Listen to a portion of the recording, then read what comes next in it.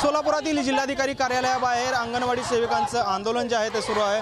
आपण पाहतो या ठिकाणी मोठ्या प्रमाणात खरं तर अंगणवाडी सेविका ज्या जिल्हाभरातून या ठिकाणी दाखल झालेल्या आहेत आणि भाकरी आंदोलन या ठिकाणी त्यांचं सुरू असल्याचं आपल्याला पाहायला मिळतंय। खरं तर आपल्या मानधनवाढीसाठीचं हे आंदोलन जे आहे ते या ठिकाणी सुरू आहे आणि या ठिकाणी आपले भाकरी सोबत घेऊन या ठिकाणी हे महिला ज्या आहेत या ठिकाणी आंदोलन करताना आपल्याला पाहायला मिळत आहेत। काय नक्की मागण्या आहेत ते देखील जाणून घेऊयात। सर, काय सांगाल, काय नक्की मागण्या आहेत आपल्या आणि कशासाठीच्या या मागण्या आहेत? आपण कशासाठीच्या मागण्या आहेत काय सांगाल, काय प्रमुख मागण्या? आज संपाचा 19वा दिवस आहे महाराष्ट्रातले सुमारे।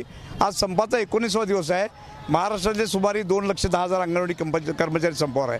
परंतु हे गेंड्याच्या कातडीचं सरकार ह्या गरीब कष्टकरी अंगणवाडीकडे बघायला तयार नाही, ह्यांच्याबाबत निर्णय घ्यायला तयार नाही, कोणी चर्चेला बोलवत नाही। ही शोकांतिक आहे। आम्ही आमच्या या सरकारला सांगणं आहे की अंगणवाडी कर्मचाऱ्यांना सेविका आणि मिनी सेविकाला 26,000 रुपये, मदतनीसांना 22,000 रुपये मानधन द्या। माननीय सर्वोच्च न्यायालयाने सांगितलेलं आहे अंगणवाडी कर्मचाऱ्यांना ग्रॅच्युटी द्या। हे सरकार ऐकत नाही, माननीय सर्वोच्च न्यायालयाचं हे ऐकत नाही। म्हणजे हे सरकार हुकुमशाहीचं सरकार आहे। ही हुकुमशाही या देशात चालणार नाही, या राज्यात चालणार नाही। अशी जर दादागिरी तुम्ही करणार असाल तर ह्या सरकारला आम्ही त्यांची जागा दाखवून दिल्याशिवाय राहणार नाही।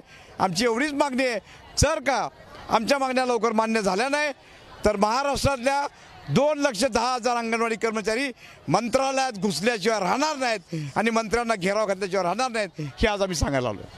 आपण पाहतोय की राज्यातील 2,10,000 अंगणवाडी सेविका ज्या आहेत त्या मंत्रालयात घुसतील असा इशारा जो आहे तो या संघटनेकडून देण्यात आले आपल्याला पाहायला मिळते। कॅमेरामन विनोद उमनाबादकर सह सागर सुरवसे, TV9 मराठी, सोलापूर।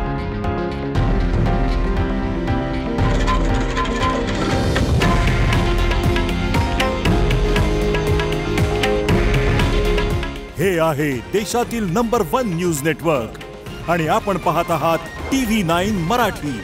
काळजी तुमची, हित महाराष्ट्राचं।